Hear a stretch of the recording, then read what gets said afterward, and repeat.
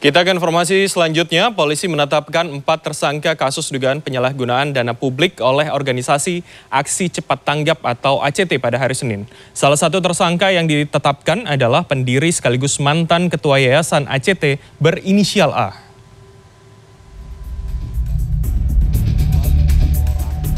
Penyidik Bareskrim Polri menetapkan 4 orang menjadi tersangka dalam kasus dugaan penyelewengan dana donasi dan CSR korban jatuhnya pesawat Lion Air yang dikelola Yayasan Aksi Cepat Tanggap atau ACT.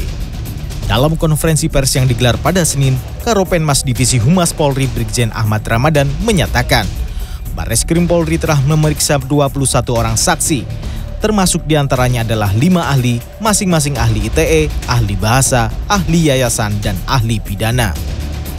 Berdasarkan hasil penyidikan diperoleh informasi bahwa tersangka A duduk di direksi dan komisaris agar mendapatkan gaji dan fasilitas lainnya.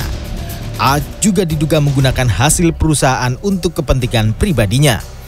Hal serupa juga dilakukan oleh IK, HH, dan NIA yang diduga menggunakan berbagai dana donasi yang terkumpul termasuk dana dari Boeing Community Investment Fund atau BCIF tidak sesuai dengan peruntukannya. Hasil usaha dari badan hukum yang didirikan oleh yayasan seharusnya juga digunakan untuk tujuan berdirinya yayasan. Akan tetapi dalam hal ini A menggunakannya untuk kepentingan pribadi. Meski 4 orang telah ditetapkan sebagai tersangka dalam kasus penyalahgunaan dana publik oleh organisasi Aksi Cepat Tanggap atau ACT ini, namun kepolisian belum melakukan penahanan terhadap keempat tersangka. Wakil Direktur Tindak Pidana Ekonomi Khusus Bareskrim Polri, Helvi Asgaf, menyatakan penetapan tersangka dilakukan setelah penyidik melakukan gelar perkara pada 25 Juli 2022.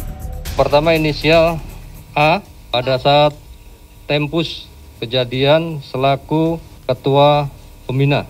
Selanjutnya IK pada saat itu sebagai pengurus yayasan. Selanjutnya H sebagai anggota pembina dan NIA selaku anggota pembina. Helvi Asgaf juga menyatakan saat ini pihaknya akan berkoordinasi dengan PPATK terkait penyelidikan penerimaan aset yang diterima oleh para tersangka. Helvi menyebut Yayasan ACT sedikitnya memangkas sekitar 20% dari donasi yang dikumpulkan setiap bulan senilai 60 miliar rupiah. Dana yang dikantongi ACT diestimasikan bisa mencapai 12 miliar rupiah per bulannya. Kemudian, uang hasil pemangkasan oleh pengurus ACT diketahui juga digunakan untuk keperluan pembayaran gaji pengurus hingga dana operasional yayasan. Tim Liputan CNN Indonesia. Belakangan ini salah satu lembaga pengumpul dan penyalur dana sumbangan santer dibicarakan akibat dugaan penyelewengan donasi. Dana sumbangan yang terkumpul diduga malah digunakan untuk kebutuhan pribadi. Lantas bagaimana tanggapan dari masyarakat? Berikut Warga Bicara. Sebelumnya udah pernah dengar belum sih ada informasi ada salah satu yayasan penyelenggara dan juga tempat pengumpulan dana-dana sumbangan yang tetap menyelewengkan dana tersebut? Pernah dengar. Ya, sudah pernah dengar sih. Betul pernah dengar. Oke. Belum pernah. Belum pernah dengar. Belum pernah. Kayaknya pernah dengar di berita sih. Nah, tanggapannya gimana sih, Mbak? Jadi kurang percaya sekarang ya, karena kan kita udah kasih amanah ya. Ya kecewa pastinya. Ya sangat disayangkan ya.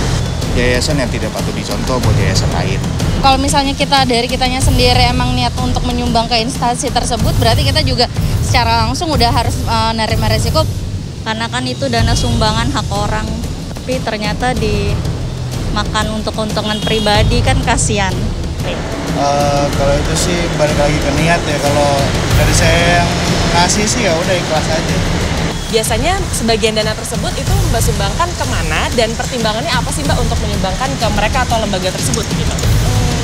Kalau misalnya punya rezeki sih saya pengen sumbangin ke anak-anak yang kurang mampu atau yang nggak bisa sekolah gitu. Saya lebih prefer untuk nyumbangin langsung ke panti asuhan yang udah saya kenal. Disumbanginya ke Muhajir Project yang emang udah terpercaya ya, saya biasa ke situ. Yang jelas organisasinya harus kredibel. Masjid terdekat sih kalau saya. Pertama sih paling ke orang terdekat dulu ya, ke saudara atau keluarga. Biasanya ke yayasan atau ya ke masjid sih biasanya. Rumah ibadah seperti masjid. Kadang-kadang juga ke panti asuhan atau yayasan tertentu, tapi karena ada kejadian seperti ini, jadi saya pribadi jadi pertimbangan, jadi agak sedikit takut untuk coba sumbang ke yayasan yang lain gitu. Kepercayaan Mbak untuk menyumbangkan ke organisasi atau yayasan tersebut itu bisa tumbuh karena apa sih Mbak?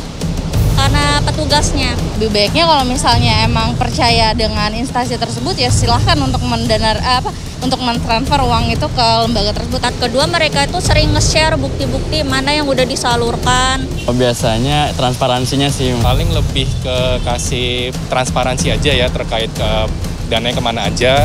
Jadi kita juga walaupun nyumbangnya nggak banyak, cuman jadi merasa ikhlas ya, karena laporannya itu ada.